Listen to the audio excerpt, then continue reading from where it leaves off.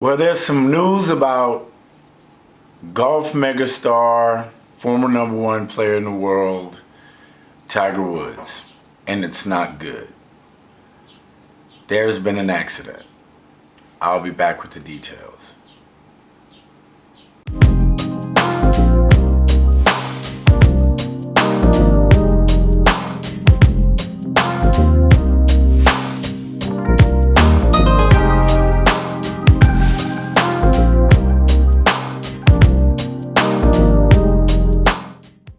Hi, this is Ed Rollover with the Day in the Flow podcast. Welcome to this episode. I would really like for you to click the subscribe button, the thumbs up for the video if you like it. Also, don't forget to click the bell notification icon and select all so you can get all the updates whenever we upload new content, which is going to be on Mondays to help you get your week started, and Wednesdays to help take on hump day to help get you into the weekend. But as I said before in the intro, this particular episode is about Tiger Woods, world megastar, golf champion, former #1 player in the world. It appears that there has been a serious car accident involving Tiger Woods. On February 24th of 2021, the SUV Tiger Woods was driving went off an embankment, a very steep embankment known for wrecks in Los Angeles County. Tiger Woods was severely injured. He suffered right leg injuries to the tibia, fibula, and his ankle. It doesn't appear to be life-threatening. He was taken to UCLA Medical Center. He had to be extracted from the car, from the SUV he was driving. Then he was taken to the UCLA Medical Center where he received emergency care. He was listed as being in stable condition, serious but stable condition. Eventually he was taken to a post-care facility. And now at the recording of this video, Tiger is back in Florida, convalescing and recuperating. I'm just really glad to hear that he is okay, because it was by the looks of it, a very serious accident. You might ask, what does that have to do with the Day in the Flow podcast? Well, a couple of things. Number one, I was senior editor of the African American Golfers Digest, the nation's largest African American golf publication, still is. I covered the PGA Tour for over 15 years, including the Masters, the U.S. Open, PGA Championship, several other championships. I covered Tiger Woods. In 2008, I walked the entire 2008 U.S. Open inside the ropes with Tiger. And I got to meet him on a couple of occasions. I also did some commentary for ESPN concerning Tiger and his image issues. So this is something very near and dear to me, besides the fact that I'm an avid golfer. I absolutely am passionate about the game. Well, when I first heard about Tiger's accident, unlike some people, I wasn't so much worried about would he ever play again. I was concerned about him as a person. Were we going to lose Tiger Woods? Because there was not a lot of information at first. And if there's any bright spot in it, he lived. He survived, and that's great. But as I lead into the crux of what I'm trying to take from this terrible accident is, I want to give you just a quick background on Tiger. Tiger was a childhood prodigy. Ever since he was 2 years old, he was on the Mike Douglas show, the Bob Hope show, That's Incredible with Fran Tarkenton, putting the ball, great golf swing from the time he was a little boy. He was really encouraged and supported in the game by his father, Earl Woods, African American, former Green Beret, who was married to Tiger's Thai mom, Catilda. So Tiger came from a mixed race, and he grew up playing on basically military golf courses. And his father realized that Tiger had an immense God-given talent for the game. And I encouraged him, and Tiger got into amateur golf, where he won 6 junior amateurs and 6 U.S. amateur championships, for a total of 21 total amateur championships, which is phenomenal. I believe he won 6 straight U.S. amateurs, which has never been repeated again. Which led him to go to Stanford University for a year, where he played collegiate golf. And then he turned pro in 1996, winning 2 events. And his inaugural win was the 1996 Las Vegas Invitational. Then what catapulted him into superstardom was his win at Augusta National in 1997, where Tiger won the Masters golf tournament by 12 strokes, dominated the field, overpowered the golf course, made history not only in his play, but by being the first man of color to win a major. This sent Tiger into the stratosphere of golf as we know it. He went from being Eldrick Woods to being Tiger, larger than life. During his career, let's say over the next 20 or so years, Tiger went on to win 14 majors. Now the majors are the U.S. Open, the Masters, the U.S. Open, the Open Championship or the British Open, and the PGA. Those 4 tournaments are considered the 4 majors. And that's a career achievement for some people to win one. Jack Nicklaus holds the current record of 18 professional majors, and Tiger's right behind him at 15. So you can imagine, the type of career he had in the 2000 season. Tiger won the U.S. Open, the British Open, the PGA, and in 2001 he turned around and won the Masters. So he didn't win all 4 majors in one calendar year, but he won 4 majors in a row. He was the defending champion in all 4 majors, which has never been done in the present era. And they called it the Tiger Slam because he didn't win it in one year, but no one has done it since. But then started injury problems with knee surgeries, Achilles surgeries, back surgeries. Tiger was to the point that he could barely swing the golf club. As you can see, the grimaces, the pain, everything that he felt, as he was trying to play golf. And his career was in doubt. Will he ever play again? But more importantly, as Tiger said himself at the Masters Champions dinner when he was talking to other former Masters champions, he said, man, I don't even know if I'll ever play again, let alone walk again or be able to just get up off the floor or tie my shoes. That's how bad, because he had to have his vertebrae in his back fused together. That's never been done for a golfer at his level. And then the problems continued to get worse. In November 27th, 2009, Tiger was involved in a single vehicle car accident outside the entrance of his gated community in Windermere, Florida. It appears that Tiger and his wife, Elin, had a bit of a disagreement. Tiger jumped in his Escalade SUV to leave the situation, but he had taken some sleeping medication and some pain medication, and happened to run into a fire hydrant. The police were called, but no charges were filed. Tiger was okay. Can't say that for the SUV, but that was the beginning of a much bigger scandal, or what people call Tiger's fall from grace. It turned out that Tiger had been unfaithful to his wife to a pretty large degree. A lot of women started coming out, a lot of stories started coming about Tiger's infidelity, and then the sponsors started leaving and the court of public opinion, and Tiger did a press conference where he apologized and went to some sort of sex rehab or whatever, and this became the great Tiger fall, the scandal. And it got even worse in May of 2017, when back in Florida, Tiger gets pulled over. He didn't get pulled over. He was pretty much asleep or passed out behind the wheel of his car.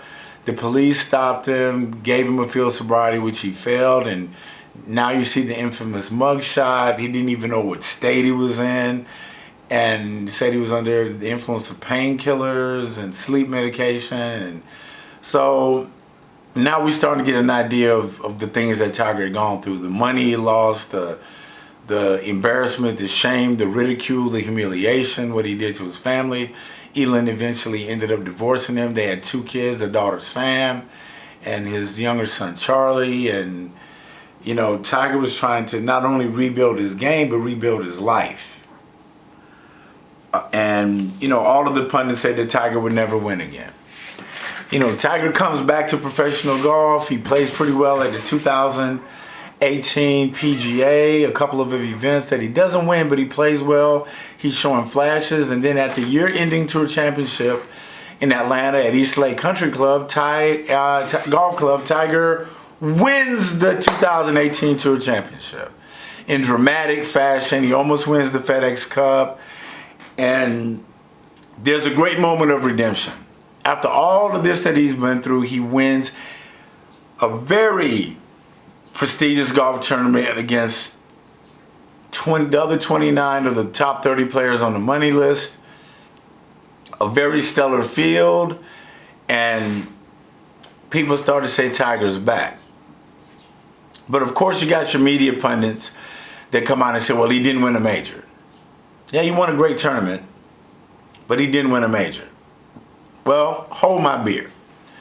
Tiger turns right around the following April in 2018 and does what people thought was impossible and wins the 2019 Masters for his 5th green jacket and his 15th major. A totally miraculous, what people thought was impossible win. Tiger wins it in dramatic fashion and proves to the world, I'm Tiger, I made it back.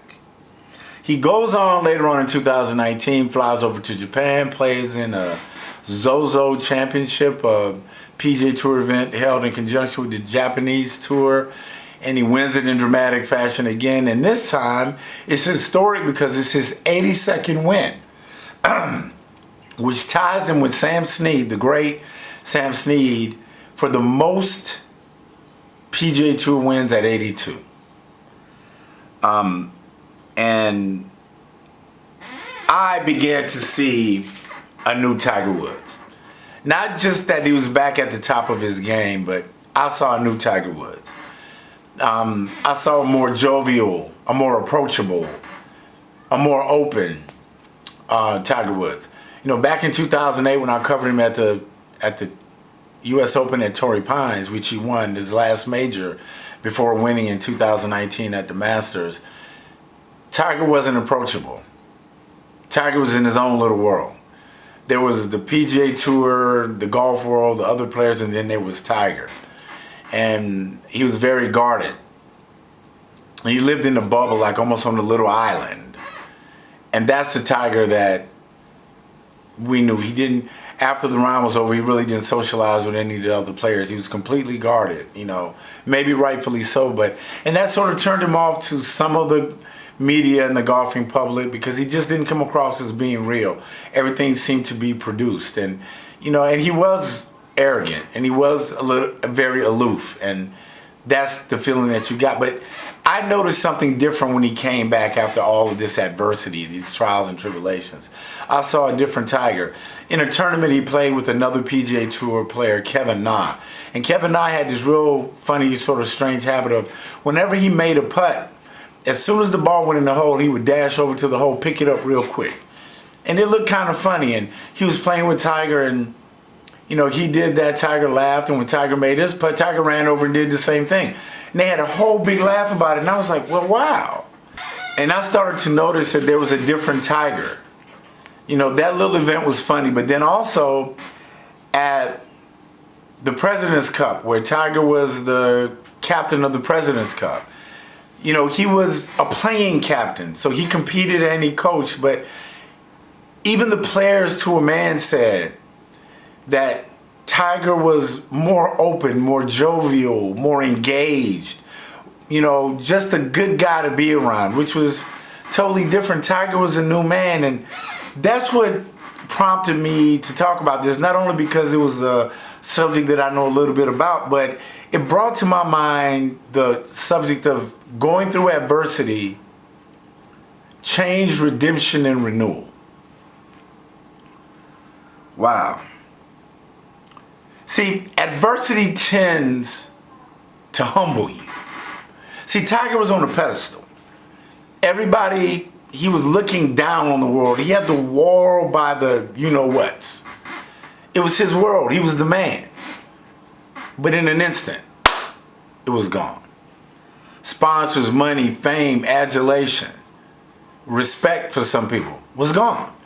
He was a cheating, philandering, no good husband and person. Failed as a man, failed as a role model, let everybody down. And many of us have been there. His life changed in an instant. His puppy, in the court of public opinion, he was horrible. All of these women, all of these terrible things that he did. But also, by going through that, the adversity changed him. There's a quote that said, adversity is like the cruel wind that tears a man down so he can see who he really is. And that's exactly what happened to Tiger. Adversity changed him. It tore him down and made him look at himself for who he truly was. See, adversity is our best teacher sometimes because adversity is honest and adversity is true. It doesn't lie to you. It forces you to play at a higher level. It forces you to change your game. You have to step up. Adversity knows your potential and it offers you no choice but to get better. You either get better or you quit. You either face everything and recover or you fear everything and run. It's up to you. It punches you in the mouth. Much in the same way as Mike Tyson used to say, every fighter has a game plan until they get punched in the mouth. We all know what we're going to do until life socks us in the mouth. Tiger got socked in the mouth in a major way. Adversity punched Tiger Woods in the mouth. It hit him in an instant. He went from being one of the most idolized, famous people in the world to being one of the most despised people. Losing endorsements. Falling off that pedestal. Becoming one of the most detested people in all sports. In an instant. And that's what happens with adversity. It hits you out of nowhere when you least expect it. Then you have a choice. Either you run or you fight. Do you forget everything and run? Or do you face everything and recover? Fear. What do you do? Get up or give up. Like the great Les Brown told me. Great motivational speaker, great friend, great mentor told me, if life knocks you down, try to land on your back. Because if you can look up, then you can get up. I love that. If you can look up, then you can get up. And see, that's what Tiger's choice was. And that's what your choice is. What are you going to do? Are you going to curl up in a corner and just give up? I remember at some of the lowest points in my life, I just wanted to curl up and disappear. I can't do this anymore. I just want to quit. But see, quitting is the only thing that ensures failure. And failure is nothing more than the first attempt in learning. See, failure is not fatal, but success isn't permanent. And Tiger's situation shows you that. Adversity is a great teacher. And what it did is it put things in perspective in Tiger's life. It was about his health, his family, his future, his quality of life. See, as I was laying in a hospital bed dealing with the physical and emotional things that I had to deal with when it came to my alcoholism and what I was doing to destroy my body, I had to sit back and look at the fact the doctor walked in and said, well, this ain't your first rodeo. This ain't your first time dealing with this. So what you gonna do? You're going to put up or shut up? What do you want your quality of your life to be? And I think Tiger started to think about that. Yeah, I got all the money and I got the adulations and arguably the greatest golfer of all time, but I can't play with my kids. I can't roughhouse. I can't play with my son and my daughter. You know, it was so beautiful this year to see Tiger and his son Charlie play at the PNC Championship, which is a tournament where professional golfers and their sons play. Or their daughters, whatever, but their kids, usually their sons. And he played with his friend Justin Thomas and his father. And we got to see Tiger, the father, the proud father. By the way, Charlie has an absolute beautiful golf swing. The apple doesn't fall far from the tree. But Tiger got an opportunity to be a father and really see what matters in life. And that was beautiful. And that's what adversity does. Adversity does the same thing for us. Adversity makes us stronger and wiser for our next challenge. It provides us with the tools and experiences that we need to overcome future obstacles. Adversity is honest and true, and it teaches you who you really are and see what you're really made of. What are you going to do? Adversity is going to happen. We're all going to fall. The question is, are you going to get up? Because if you can look up, you can get up. Again, this is Ed Wanabwa with the Day in the Flow podcast. If you like what you heard, please click the subscribe button. Give the video a thumbs up. Please leave some comments, good, bad, happy, or sad. I'd love to hear what you think. Please give us a thumbs up. And click the bell notification, select the all, so that you can get all of notifications of new videos that I post, new content. And every Monday and Wednesday, Monday to get you going, Wednesday to help you through hump day, through the rest of the weekend, I'm going to post new content. Thank you so much for watching this video. Remember, I love you and there's nothing you can do about it. Namaste.